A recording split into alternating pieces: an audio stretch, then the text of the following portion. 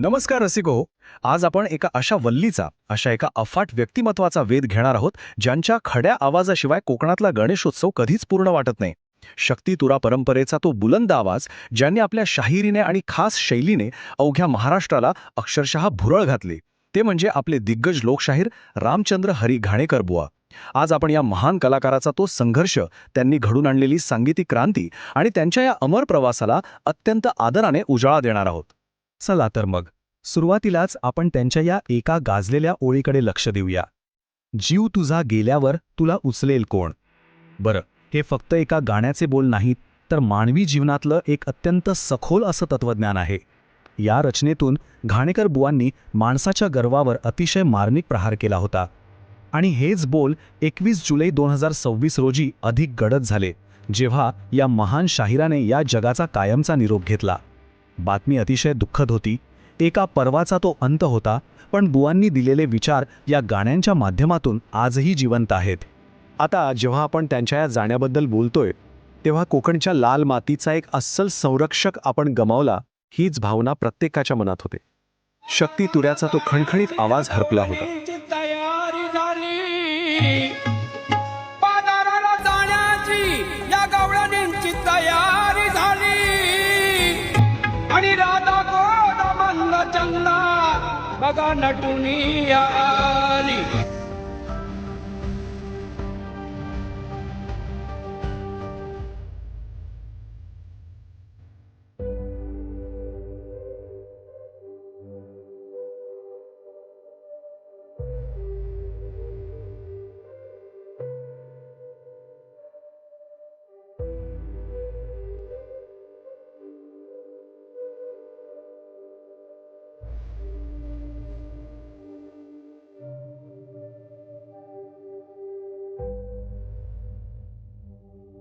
त्यांचा हा प्रवास नेमका कसा होता हे आपण थोडक्यात समजून घेऊया. 1 जून 1957 रोजी पडवळ या छोट्याशा गावात त्यांचा जन्म झाला. विचार करा, अवघ्या 7व्या वर्षापासून या पठ्ठ्याने हातात ढफ आणि तुणतुणे घेतले. इतक्या लहान वयात त्यांनी या लोककलेचा वारसा खांद्यावर घेतला होता. पुढे 2020 मध्ये त्यांना अर्धांगवायूचा म्हणजे स्ट्रोकचा गंभीर झटका आला, पण तरीही त्यांची कलेवरची निष्ठा तसूभरही कमी झाली नाही. प्रकृती साथ देत नसतानाही ते शेवटपर्यंत रंगमंचाशी जोडलेले राहिले आणि अखेर 21 जुलै 2026 रोजी त्यांनी आपला निरोप घेतला.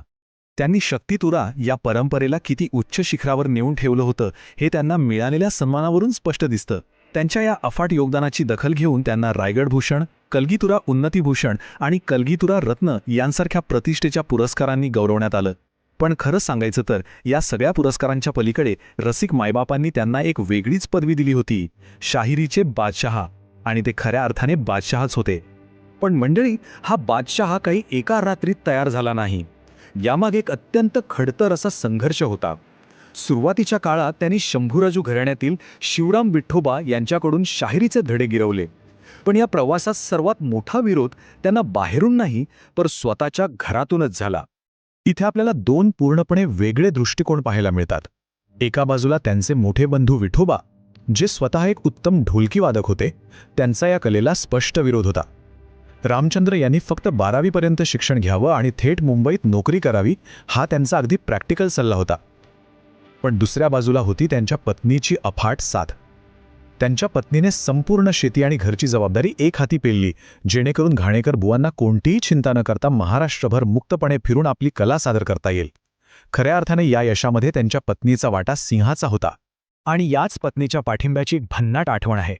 एकदा बुवांच्या एका बारीला म्हणजे थेट कार्यक्रमाला त्यांची पत्नी स्वतः उपस्थित होती. बुवांना प्रोत्साहन देण्यासाठी आणि थोडं डिवचून त्यांचा उत्साह वाढवण्यासाठी पत्नीने चक्क 100 रुपयांचं बक्षीस काढलं, आणि तेही समोरच्या प्रतिस्पर्धी शाहिराला लावण्यासाठी. आजच्या काळात 100 रुपये कमी वाटतील, पण तेव्हा ती मोठी रक्कम होती. आज बघूया कोण कमी पडतो हे पाहण्यासाठी पत्नीने लावलेली ही पैज घाणेकर बुवांचा स्वाभिमान जागृत करणारी ठरली. आणि काय सांगू, त्या दिवशी त्यांनी प्रतिस्पर्धेला अक्षरशः निरुत्तर करून टाकलं. त्यांच्या या अप्रतिम कलेला खरी कलाटणी मिळाली ती मुंबईत. गावदेवीमध्ये जेव्हा त्यांनी आपली पहिली मोठी बारी केली, तेव्हा प्रेक्षक इतके मंत्रमुग्ध झाले होते की गर्दीने चक्क रंगमंचावर घुसून त्यांना गातानाच खांद्यावर उचलून घेतलं. बुवा त्याही अवस्थेत गात होते. प्रेक्षकांची ही उत्स्फूर्त दाद त्यांच्या भविष्यातील एका सुवर्णकाळाची नांदी ठरली.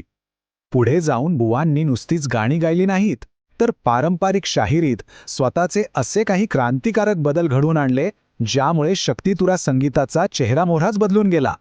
ते फक्त एक गायक नव्हते तर एक सांगीतिक द्रष्टे होते. त्यांनी नेमकं काय केलं तर पारंपरिक साध्या ढोलकीला त्यांनी आधुनिक स्वरूप दिलं. शाहिरीत ऑर्गन आणि हार्मोनियमचा समावेश केला. विशेषतः ऑडिओ कॅसेटच्या त्या जमान्यात त्यांनी मृदुंगाचा जो वापर सुरू केला त्याने ऐकणाऱ्यांना एक वेगळाच सांगीतिक अनुभव दिला. या नवीन बदलांना सुरुवातीला विरोध नक्कीच झाला, पण नंतर हेच बदल या कलेचा श्वास बनले. आता इथे एक अतिशय रंजक आणि काहीसा गैरसमज असलेला मुद्दा आहे. घाणेकर बुवांवर बऱ्याचदा डबल मिनिंग म्हणजे द्व्यर्थी गाणे गाण्याचा आरोप व्हायचा. पण जर आपण या गाण्यांच्या मुळाशी गेलो तर त्यात लपलेला सखोल सामाजिक संदेश आपल्याला दिसेल. उदाहरणार्थ, करुण झेंगाट या गाण्यातून त्यांनी ग्रामीण भागात वाढणाऱ्या कुमारी मतांच्या अत्यंत गंभीर समस्येवर बोट ठेवलं होतं. आणि जीव तुझा गेल्यावर हे गाणं तर पैशाच्या आणि यशाच्या अहंकारात बुडालेल्या माणसाला नम्रतेचा आरसा दाखवणारं होतं. म्हणजे ते केवळ लोकांचं मनोरंजन करत नव्हते, तर समाजाच्या डोळ्यात अंजन घालण्याचं काम करत होते. आणि त्यांच्या लोकप्रियतेच्या शिखराबद्दल जर बोलायचं झालं तर श्रावण बाळ माझा जातो काशीला ह्या गाण्याला कसं विसरता येईल. ह्या गाण्यानं कोकणातील वाडी वस्तीवर लोकांना अक्षरशः रडवलं. रस्त्यात भेटणारी माणसं त्यांच्या पाया पडून रडायची. ह्या गाण्यात त्यांनी मृदुंगाचा जो धूम धूम ठेका वापरला होता त्याने एक वेगळीच जादू निर्माण केली. आजही कोकणात गणेशोत्सवात हे गीत अगदी मस्त मानलं जातं. आता थोडं त्या काळातील मंचावरच्या थराराकडे वळूया. कॅसेटचा तो सुवर्ण काळ होता आणि शाहिरांमधली जुगलबंदी म्हणजे अक्षरशः वाघ सिंहाची झुंज असायची. त्यांच्या काळात अनेक मातब्बर शाहीर होते ज्यांच्याशी घाणेकर बुवांची कडवी स्पर्धा असायची. विजय पायकोळी यांच्यासोबत त्यांचे सर्वाधिक जुगलबंदीचे कार्यक्रम झाले. अर्जुन भुवळ हे शास्त्राधारित प्रश्नांची उत्तरे देण्यात तरबेज होते, तर अंकुश गुरव हे पोवाड्यांचे तज्ज्ञ आणि रावणबुवा हे एक अप्रतिम गीतकार होते. ही स्पर्धा मंचावर अतिशय तीव्र असायची, पण गंमत म्हणजे मंचाखाली या सर्वांमध्ये एकमेकांबद्दल नितांत आदर होता. या आदराचा एक खूप सुंदर किस्सा आहे. एकदा रावणबुवा आणि घाणेकर बुवांची जुगलबंदी होती. घाणेकरांनी बोबडी गवळण म्हणते काय अशी रचना केली, पण आता समोरून रावणबुवांनी उत्तर काय द्यायचं हा प्रश्न होता. तेव्हा घाणेकरांनी चक्क स्वतः रावणबुवांना मदत करत हरी सांगून ऐकत नाही हे उत्तर सुचवलं. म्हणजे बघा, स्वतःच्या प्रतिस्पर्धेला मदत करून गाणं सुपरहिट करणं. कलेवरची त्यांची निष्ठा त्यांच्या वैयक्तिक अहंकारापेक्षा कितीतरी पटीने मोठी होती. तो आज जेव्हा आपण या सगळ्या प्रवासाकडे मागे वळून पाहतो तेव्हा साहजिकच प्रश्न पडतो की रामचंद्र घाणेकर बुवांनी येणाऱ्या पिढीसाठी नेमका काय वारसा मागे ठेवला आहे. सर्वात महत्त्वाची गोष्ट म्हणजे त्यांनी आपली ही कला स्वतःपुरतीच मर्यादित ठेवली नाही. संपूर्ण कोकणभर त्यांनी 100हून अधिक शिष्य घडवले. देवजी मुंडे, सुधाकर मास्कर, प्रवीण कुळे यांसारख्या अनेक कलाकारांना त्यांनी मार्गदर्शन केलं. आपल्या ज्ञानाचा खजिना त्यांनी नव्या पिढीला मुक्त हस्ताने वाटला. पण इथे ना एक खूप मोठा आणि विचार करायला लावणारा विरोधाभास पाहायला मिळतो. एका बाजूला ते जगातील शेकडो शिष्यांना तयार करत होते, विकास लांबोरेसारख्या नव्या शाहिरांना प्रोत्साहन देत होते. पण दुसऱ्या बाजूला त्यांनी स्वतःच्या 3 मुलांना रोहिदास, सुरेश आणि प्रशांत यांना ह्या क्षेत्रापासून जाणीवपूर्वक दूर ठेवलं. खरा कलाकार जन्मावा लागतो, तो लादून घडवता येत नाही हे त्यांचं स्पष्ट मत होतं. शिवाय शक्तितुरा शाहिरीचे हे खडतर आयुष्य, ते कष्ट आपल्या मुलांच्या वाटेला येऊ नयेत ही एका बापाची काळजीही त्यामागे नक्कीच असावी. अखेरच्या काळात वय झालो आता आमचं या गाण्यातून त्यांनी नव्या शाहिरांना एक मोलाचा संदेश दिला. नुसतीच उथळ गाणी गाऊ नका, रामायण महाभारताचा अभ्यास करा, शास्त्राधारित गीते लिहा, असा तो अत्यंत महत्त्वाचा सल्ला होता. आज आपल्यासमोर हाच मोठा प्रश्न उभा आहे. नवी पिढी त्यांचा हा संदेश मनावर घेईल आणि ही कला समृद्ध करेल, की शक्तितुऱ्यातील ते शास्त्र, ती खोली या शाहिरीच्या बादशाहसोबतच कायमची काळाच्या पडद्याआड जाईल.